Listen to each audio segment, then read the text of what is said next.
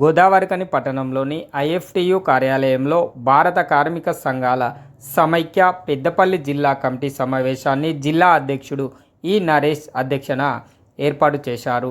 ఈ సమావేశానికి ఐఎఫ్టియు జాతీయ ప్రధాన కార్యదర్శి టి శ్రీనివాస్ హాజరయ్యారు.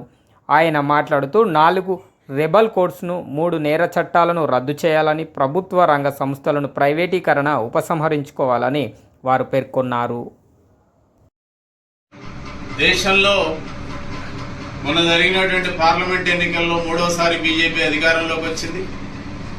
బీజేపీ అధికారంలోకి వచ్చిన తర్వాత మిశ్రమ ప్రభుత్వం అయినప్పటికీ తను 10 సంవత్సరాల కాలంలో కార్మిక ప్రజా వ్యతిరేక విధానాలు అవలంబించిన ఫలితంగా అతి తక్కువ సీట్లతోటి అధికారంలోకి వచ్చినప్పటికీ కూడా తిరిగి తన పాత కార్మిక వ్యతిరేక ప్రజా వ్యతిరేక విధానాలను అమలు చేయడం పూనుకున్నది. దానిలో భాగంగానే 100 రోజుల్లో 50 కోట్ల మంది కార్మిక వర్గానికి ఉరితాడుగా ఉన్నటువంటి 4 లేబర్ కోడ్లు అమలు చేయడానికి 100 రోజులు అమలు చేస్తారని ప్రకటించింది. అదేవిధంగా ఈ దేశంలో బొగ్గు గనుల శాఖ మంత్రిగా ఉన్నటువంటి ఈ రాష్ట్రం నుంచి ఉన్నటువంటి కిషన్ రెడ్డి హైదరాబాద్లో వేలం పెట్టి ఈ దేశంలో ఉన్నటువంటి బొగ్గు గనుల్ని మొత్తం ఇతర గనులు మొత్తం కూడా ప్రైవేట్ సంస్థలకు అప్పచెప్పే విధంగా ఇక్కడ వేలపడడం జరిగింది. కార్పొరేట్ అనుకూల విధానాలను అనుసరిస్తున్నటువంటి పరిస్థితి.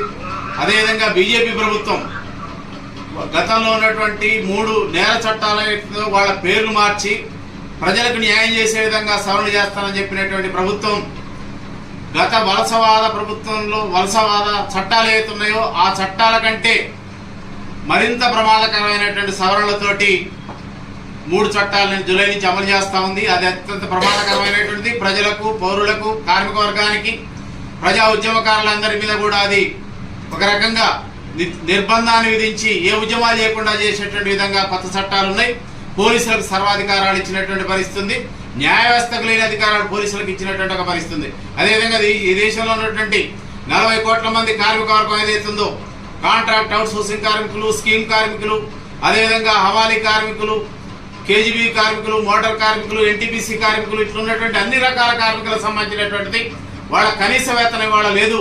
26,000 కనీస వేతనం వాళ్ళందరికీ ఇవ్వాలని, పిఎఫ్, ఎస్ఐ, పిఎఫ్ పెన్షన్, చట్టబద్ధ సౌకర్యాలని కల్పించాలనేటువంటి మేము డిమాండ్ చేస్తున్న గత 10 సంవత్సరాల కాలంలో బీజేపీ గవర్నమెంట్ ఏ ట్రేడ్ యూనియన్ తోటి చర్చలకు రాలేదు. దేశవ్యాప్త సమ్మెలు చేసినా కూడా వాళ్ళు చెల్లించే పరిస్థితి లేదు. కనుకనే కార్మిక వర్గం వాళ్ళ బీజేపీ ప్రభుత్వ విధానాలకు వ్యతిరేకంగా, అదేవిధంగా ఈ రాష్ట్రంలో కాంగ్రెస్ ప్రభుత్వం కార్మిక వర్గానికి అనేక హామీలు ఇచ్చింది. బీఆర్ఎస్ ప్రభుత్వం అమలు చేయనటువంటి వాటిని అమలు చేస్తామని. కనుక అటు కేంద్రం నుంచి రాష్ట్రంలో ఉన్నటువంటి ప్రభుత్వాలు కార్మిక వర్గ సమస్యలను వెంటనే పరిష్కారం చేయాలని భారత కార్మిక సంఘాల సమైక్య జాతీయ కమిటీ జలంధర్లో కూర్చొని దేశవ్యాప్తంగా అన్ని రాష్ట్రాలలో ఈ డిమాండ్ల మీద సెప్టెంబర్ 30 వరకు రాష్ట్ర వ్యాప్తంగా ధర్నాలు, భారీ ప్రదర్శనలు నిర్వహించి కార్మిక వర్గం ప్రభుత్వాలని ఒత్తిడి చేయాలని, ఈ కార్మిక వర్గ సమస్యలు పరిష్కరించాలని